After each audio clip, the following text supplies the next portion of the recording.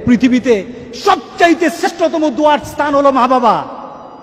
ওই মা বাবা যদি হাত পাতে আরশ পর্যন্ত পৌঁছে যায়, ওই মা বাবা যদি বদদুয়া করে, পৃথিবীর সব তীর সব টার্গেট মিস হতে পারে, কিন্তু মা বাবার বদদুয়া কখনো মিস হয় না, কখনো মিস হয় না। আর সন্তান মা বাবার জন্য যখন দোয়া করে, পৃথিবীর কোনো হুজুর, পৃথিবীর কোনো বুজুর্গ ব্যক্তির দোয়া কবুলের ব্যাপারে সন্দেহ থাকতে পারে, কিন্তু সন্তান যখন মা বাবার জন্য দোয়া করে, এই দোয়া আল্লাহ ফেলে দেয় না। সুবহানাল্লাহ। কারণ মা বাবার এই দোয়াটা শিখিয়ে দিয়েছেন আল্লাহ সুবহানাহু ওয়া তাআলা, রব্বির হামহুমা কামা রব্বায়ানি সগীরা।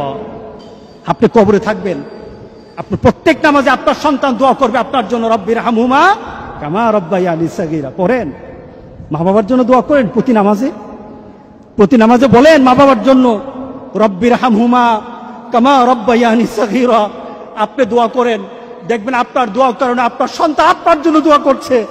আপনাকে আল্লাহ যেন এমন সুযোগ করে দেয়, এমন কুলাঙ্গার সন্তান যেন আমাদের সন্তানগুলো আল্লাহ না বানায়। সবাই বলেন আল্লাহুম্মা আমিন। আপনার দালান, আপনার বাড়ি, আপনার সম্পদ, আপনার ব্যবসা, আপনার পৃথিবীর প্রতিপত্তি যত কিছু আছে, সব আপনি দুনিয়াতে ফেলেই চলে যেতে হবে, কিন্তু সন্তান কিন্তু আপনাকে ছেড়ে দিবে না। সন্তান আপনাকে ছেড়ে দিবে না।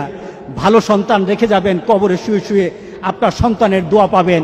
খারাপ সন্তান রেখে যাবেন, কবরে বিপদ বিপদ বিপদ চলতেই থাকবে। আল্লাহ আমাদের সবাইকে হেফাজত করুক। আমিন বলি, আমিন বলি। আল্লাহু আল্লাহু আল্লাহ।